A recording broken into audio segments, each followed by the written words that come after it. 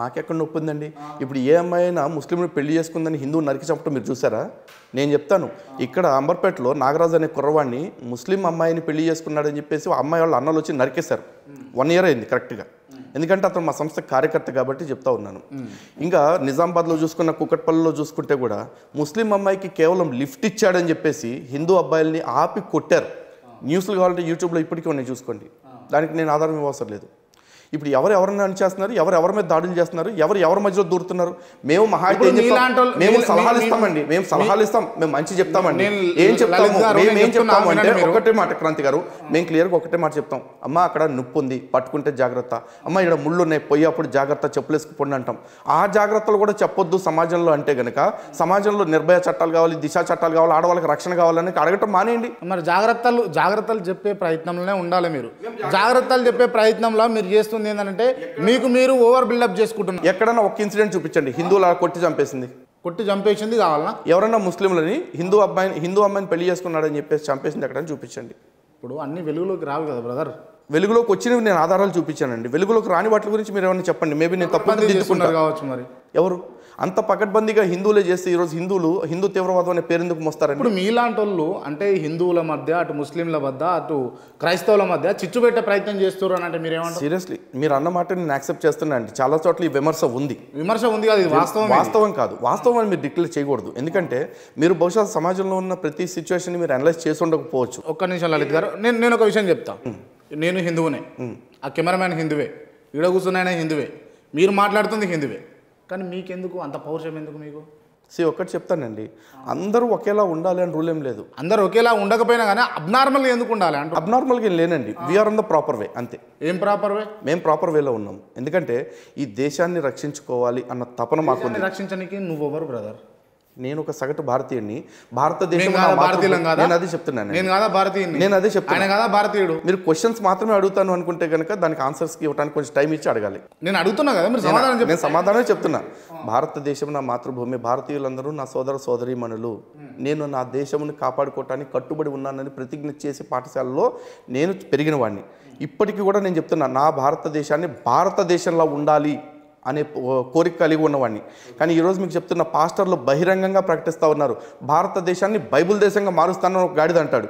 ఇంకొకటి వచ్చేసి భారతదేశాన్ని మీకు నచ్చకపోతే క్రైస్తవులు ఉండటం, క్రైస్తవులకు సపరేట్ మొక్క చేసి ఇచ్చేయండి అని ఒకటి అడుగుతాడు. ఇప్పటికే భారతదేశాన్ని మతం పేరు మీద 8 ముక్కలు చేసి విడగొట్టుకుని ఒక మతం వెళ్ళిపోయింది. ఇక మిగిలిన అవశేష భారతాన్ని అయినా సరే భారతదేశంలో ఉంచుకోవాలి అనేది మా తపన, మా సంకల్పం. ఆ సంకల్పం కోసం మేము చెప్తున్నామండి. ఆ సంకల్పం కోసం మా ప్రయత్నం ఎట్లా ఉంటుందంటే, మా ఓపిక ఉన్నంత వరకు కాదు, మా ఊపిరి ఉన్నంత వరకు మేము పోరాడుతూనే ఉంటాం.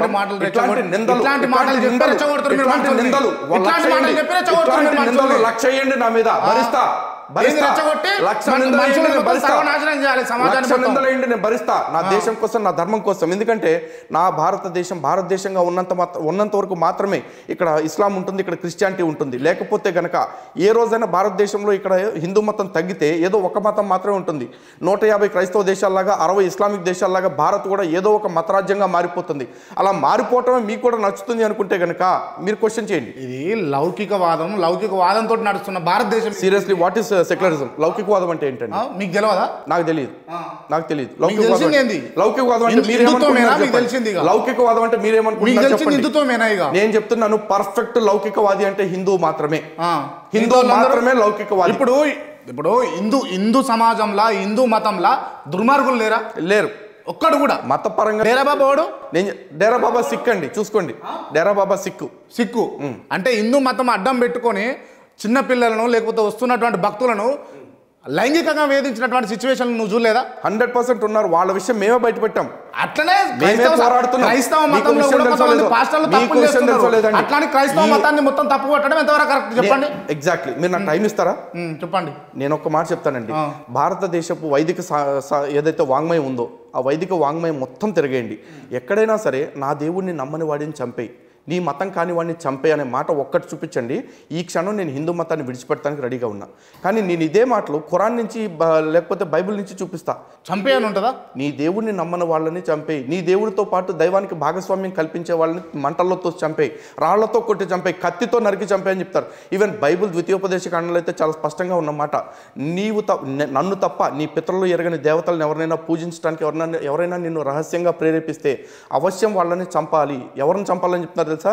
నీ కన్న బిడ్డనైనా, కౌగిటి నిలిచిన భార్యనైనా, కడుపున పుట్టిన బిడ్డలనైనా సరే ఎవరినైనా చంపాలి. చంపేటప్పుడు మొదటి కత్తివేటు నీదే కావాలని బైబిల్ చెప్తుంది. అధ్యాయం ఏదో ఉంటది కదా, ద్వితీయోపదేశ కాండం 7వ అధ్యాయంలో చెప్తున్నారు. పక్కా ఉంటది, పక్కా ఉంది. ఒక్కసారి మళ్ళొకసారి చెప్తే ఒకసారి వీవర్స్ చూసి. ద్వితీయోపదేశ కాండం 7వ అధ్యాయంలో స్పష్టంగా ఉంది మాట.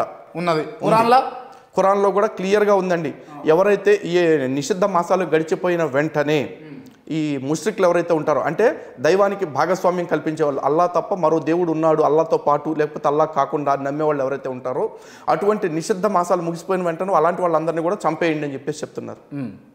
ఇప్పుడు అంటే మీరు అన్నట్టుగా నేను ఇలాంటి మాటలు హిందూ గ్రంథాలు ఎక్కడైనా చూపించండి, నేను హిందుత్వాన్ని కూడా విడిచేస్తాను. ఎందుకంటే మానవత్వానికి ఏదైతే నేను చెప్తాను, మానవత్వానికి ఏదైతే ప్రమాదం అనిపిస్తుందో దాన్ని విడిచిపెట్టేయడానికి నేను రెడీగా ఉన్నా. నేను ఒక పర్సనల్గా వెళ్దామా మనం? వెళ్ళండి. మీరు బ్రాహ్మణులు కదా?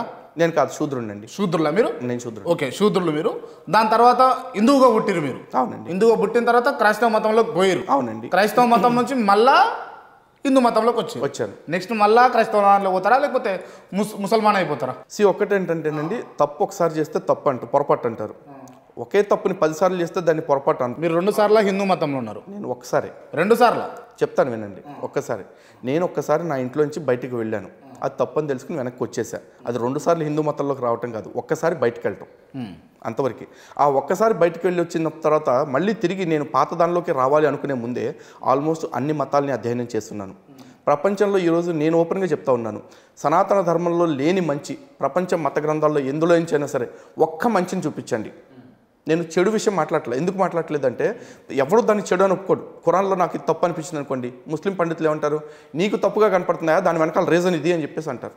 అలాగే బైబిల్ నుంచి తప్పు అంటే క్రైస్తవ పండితులు వచ్చేసి నీకు తప్పుగా కనపడుతుందిరా, నీ దృష్టి దోషం అది, దీని వెనకాల మంచిది అంటారు. కాబట్టి నేను మంచి అడుగుతున్నా. హిందూ గ్రంథాల్లో లేని ఒక్క మంచి విషయం మీ దానిలో చూపించండి, నేను రెండోది కూడా అడగను. నేనే మతం మారిపోతాను. చిన్న ప్రశ్న ఉంది బ్రదర్, అంటే నేను పర్సనల్గా నాకు మీకులాగా ముస్లిం అంటే పడకుండా ఉండరు, నాకు మళ్ళీ లేదు మళ్ళీ నేను మళ్ళీ చెప్తున్నాను, నేను విషయం చెప్తున్నానండి. మీకు మిత్రులు ఉన్నారు, నాకు బంధువులే ఉన్నారు. కానీ ఇక్కడ ఒక విషయం చెప్పాలనుకుంటుంది ఏంటి అంటే, నాకు క్రిస్టియానిటీ ఇస్లాం అంటే క్రిస్టియన్స్ ముస్లిమ్స్ అంటే పడకపోవటం కాదు, క్రిస్టియానిటీ ఇస్లాం అంటే పడదు.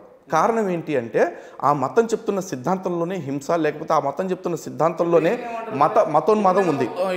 ఇప్పుడు నేను ఒక పని చెప్తా బ్రదర్, మన భారతదేశంలో ఉన్నటువంటి ఏ మతంలో ఉన్న వ్యక్తులనైనా సరే అకస్మాత్తుగా హిందువులను చేసేద్దాం, మీరు ఏం చేస్తారు? ఏమరుగుతుంది? క్వశ్చన్ ఏంటండి? భారతదేశంలో ఉన్న ప్రతి వ్యక్తిని పూర్తి హిందువుగా మారుద్దాం, ప్రతి ఒక్కరూ హిందువే, హిందూ భారతదేశం అవుతుంది, దాని ద్వారా ఏం లాభం అంటున్నా మీకు? ఒకటండి, మిగతా మతాలన్నిటి ప్రార్థన హిందువుల ప్రార్థన చూసుకుంటే మీకు అర్థమైపోతుంది హిందువుగా ఉండటం వల్ల ప్రయోజనం ఏంటి అనేది.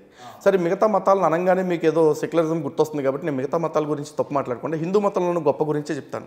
హిందూ దేవాలయాల్లో రోజు ప్రార్థన చేసేటప్పుడు ఏం చెప్తారండి? సర్వే జన సుఖినో భవంతు, లోకా సమస్త సుఖినో భవంతు అని చెప్తారు. యజ్ఞం చేసేటప్పుడు వేదంలో కూడా ఒకటే మాట చెప్తారు, భద్రం కర్ణే శృణుయామ దేవాహ భద్రం పశ్యే మాక్ష భిరేజత్ర అని చెప్పేసి చెప్తారు. అంటే మా కళ్ళు ఎప్పుడు మంచే చూడాలి, మా చెవులు ఎప్పుడు మంచే వినాలి అని చెప్పేసి భగవంతుడిని కోరుకుంటూ ఉంటారు. ఇలాంటి ప్రార్థన కేవలం బైబిల్ ఖురాన్లోంచి మీరు చూపించండి పోనీ, సర్వే జనా సుఖినో భవంతు అని చెప్పేసి. ఎందుకంటే నా హిందూ ధర్మంలో చాతలపూర్వకంగా ఉంటాయని నేను అంట, చాతలపూర్వకంగా ఉంటాయని నేను అదే చెప్తున్నాను. చాతలపూర్వకంగానే మాట్లాడదాం. నేను ఒక హిందువుగా నేను చెప్తున్నా, ఈ రోజు మీరు పరలోకానికి వెళ్తారా వెళ్ళరా, లేదా స్వర్గానికి వెళ్తారా వెళ్ళరా నన్ను అడిగారు. ఆ టాపిక్ మనం పోదాం తర్వాత, నేను చెప్తానండి. స్వర్గానికి వెళ్తారా వెళ్ళరా అంటే, నాకు క్రాంతి గారు ఏ మతం అనేది నాకు పట్టింపు లేదు. క్రాంతి గారు మంచి పనులు చేస్తున్నారా చెడు పనులు చేస్తున్నారా రెండే చూస్తాను. ఎందుకంటే అవశ్యం అనుభోక్తవ్యం కృతం కర్మ శుభాశుభం నా భుక్తం క్షేతే కర్మ కల్పకోటి శతైరపి అని చెప్పేసి రామాయణం చెప్తుంది. మీరు చేసుకున్న మంచి చెడుల ఆధారంగా మీ గతులు నిర్ణయించబడతాయి తప్ప మీరు పలానా దేవుడిని నమ్మబట్టో లేకపోతే పలానా వాడి కాళ్ళు పట్టుకుని మెహర్బానీ పొందబట్టో కాదు. కానీ మిగతా 2 మతాల్లో క్లియర్గా ఉంది, నన్ను అంగీకరిస్తేనే, నన్ను అంగీకరించిన వాడు మాత్రమే పరలోకం చేరతాడు, లేనివాడు అగ్ని ఆరని పురుగు చావని నరకంలో పడేయబడతాడు అని చెప్పేసి చెప్తున్నారు. అక్కడ రిలీజన్ ఇంపార్టెంట్, కానీ ఇక్కడ కాండక్ట్ ఇంపార్టెంట్ సనాతన ధర్మంలో.